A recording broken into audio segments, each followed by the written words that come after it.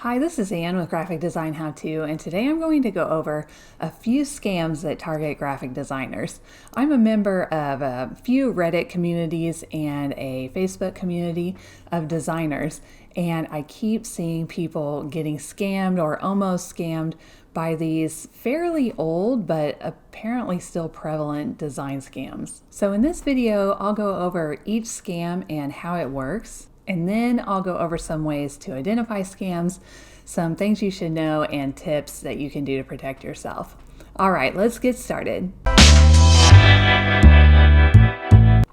The first example and the most recent and most prevalent graphic design scam is the full-time remote work job with workstation setup. And here's how it goes.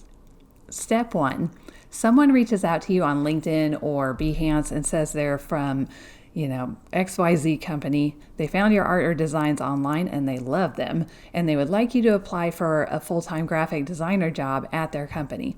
Now, these messages can sound pretty legit, and they can actually be legit. I actually got 2 remote, they weren't full-time, but they were freelance positions with companies, and one of them lasted 2 years. It was completely legit. I also got my first full-time agency job. This was not a remote position. It was in the town I lived in, but the owner of that company saw my Behance and reached out to me. So it could be legit. Don't give up on it just yet. Step 2, you talk a little back and forth about the job requirements, and they usually hire you without a Zoom call, a phone call, or an in-person interview. This is a pretty big red flag that it's a scam, but I did get that long-term freelance client this way. I actually never met or saw that person for the entire 2 years. I did have a phone call one time in the 2 years, and it was a completely legitimate remote job. So at this point, it could be a possibility that the job is real, but be careful not to share any personal information with them yet. Step 3, now that you're hired, the person says they'll send you a check to cover the purchase of a computer or workstation setup so you have the necessary tools for the job. Then they send you a check for, let's say, $4,000, and they tell you to buy what you need and then to send them what's left over. You deposit the check in your bank and you wait for it to clear.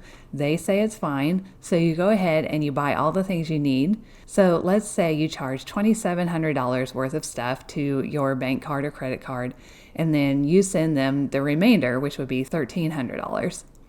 Then after a week or two, the check bounces and you're out $4,000. Although you probably could return the $2,700 worth of stuff that you got, but you're definitely out the $1,300 that you sent back. Another variation of this, they send you the $4,000 check and then tell you to buy what you need, but you have to buy it from their preferred vendor.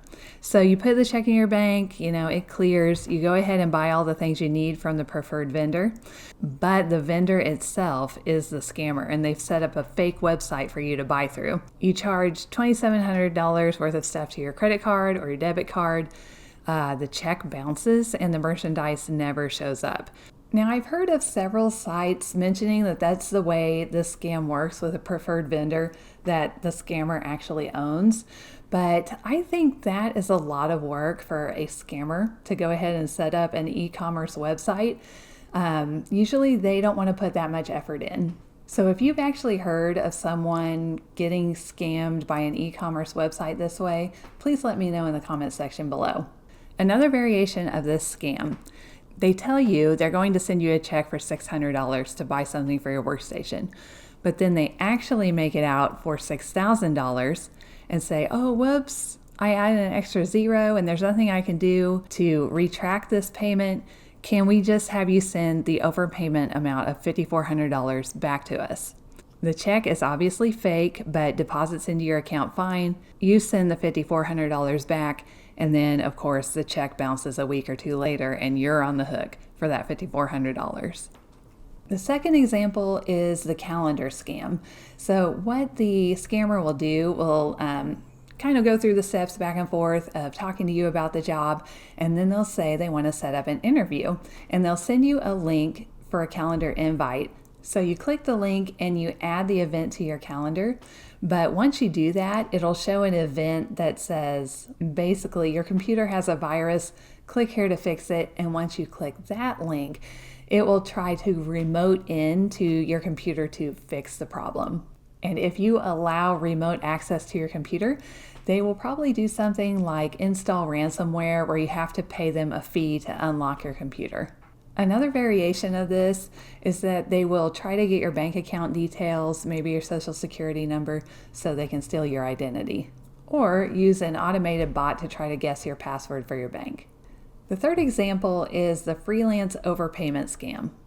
With this scam, someone reaches out to you on Behance, Dribbble, Facebook, or other site and says they love your work, they would like to hire you to make invitations or a flyer or something like that. So you agree on a price, and let's say it's $500. Whatever price it is, it's usually a great price for you. And then they send you a check for $5,000 and say, oh my gosh, we accidentally added a zero. And then it's the same situation as before. They'll ask you to wait till the check clears and then send back the $4,500.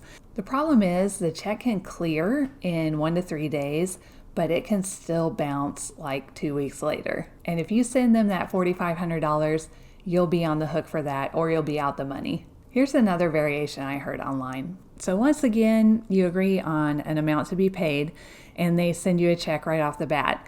Then you start working on the project, and after a few revisions, the customer isn't happy and wants a refund on part of the check that you send them.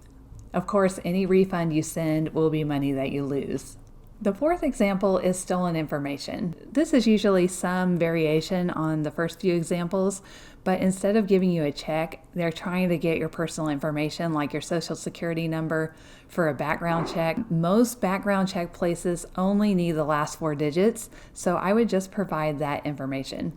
Of course, eventually if you're really hired with a legit company, you're going to need to give them your social security number and your bank account details. Just make sure to do your due diligence, call the company, and make sure that this is a legitimate job. Now I'll cover a few ways that you can spot a scam. Here are a few red flags where it might be a scam, but maybe not. Someone messaging you out of the blue, broken English. This could be poor grammar, punctuation, and just things that we don't normally say. This one falls under it might be a scam because obviously there are people who English is not their first language and they are still looking for a designer, so don't count that out just yet.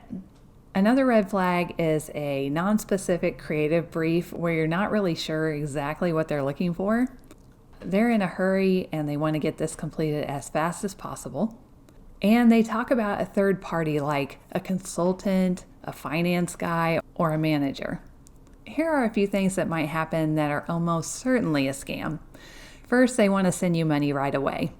And 2, they send you payment via check in the mail. And then if this is happening, it is definitely a scam. And that is they want you to send money back to them. So how do you protect yourself? Here are a few things to know that might help you to recognize the scam and keep yourself safe.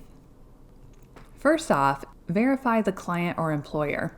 Lots of times the company is a legit business and the person you're talking to is an actual person who works there, but the scammer is just pretending to be that person. So Google the business and then just call them at the number they provide on their website and ask to speak to the person you've been communicating with. Since everything seems to be easily verified these days, you would think that banks have a way to verify if a check is real, but they don't, not yet. It's a good idea to ask the person for their email so you can communicate that way, because a lot of them will give a Gmail account, which is a huge red flag of a scammer. If you did give someone your social security number, make sure to freeze your credit on all 3 major credit reporting agencies. This is Equifax, Experian, and TransUnion.